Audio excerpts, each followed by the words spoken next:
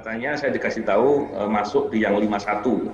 Tapi yang menarik adalah yang memberitahu saya itu kemudian juga menceritakan bahwa dari hasil pengamatan hasil tesnya ya, hasil tes terhadap diri saya dan kawan-kawan yang 74 lainnya, itu tidak ada satupun yang berhubungan dengan masalah radikalisme, masalah ekstremisme ataupun ideologi yang bermasalah.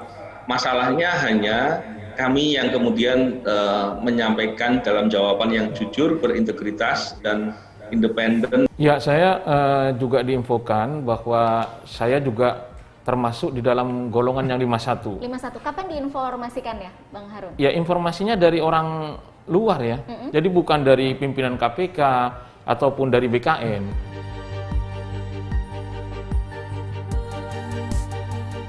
Ada kekuatan besar apa sehingga arahan presiden itu tidak dipatuhi, malah seolah-olah seperti menantang. Presiden minta 75 diselamatkan, malah 51 diberhentikan.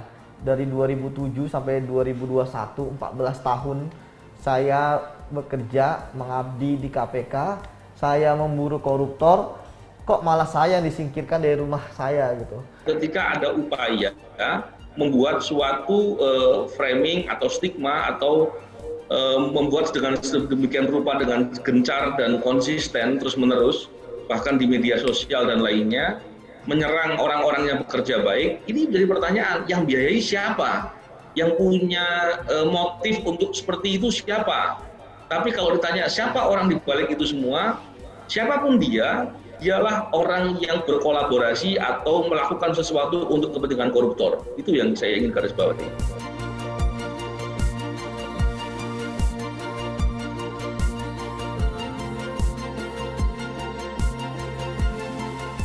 Karena faktanya kemudian justru orang-orang yang memegang teguh norma-norma kode etik profesi yang ada di KPK justru dianggap salah.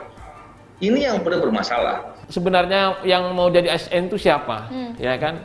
Kita nggak pernah minta. Tapi karena kita patuh kepada undang-undang, ya tolonglah kami ini didudukkan pada porsi yang sebenarnya. Coba berpikirlah hakikat, ya, berpikirkan hakikat. Ke-75 orang ini termasuk saya tidak pernah membuat kesalahan.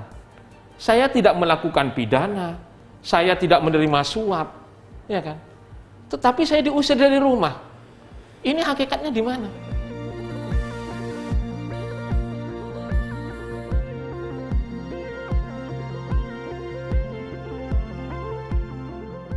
Menurut saya sesuatu yang saya juga heran gitu loh. Padahal arahan presiden itu udah jelas, lugas dan tegas. Gitu.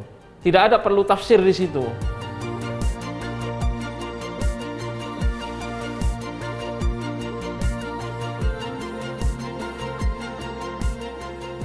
Bahwa di KPK ada radikal, ada Taliban, itu isu yang sepertinya difabrikasi terus-menerus.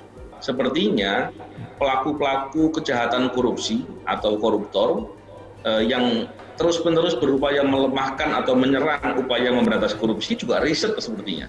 Mereka telah melakukan penelitian sepertinya di mana celah-celah yang bisa dilakukan untuk bisa melemahkan KPK secara efektif. Dan ternyata upaya itu yang berlanjut hingga sekarang.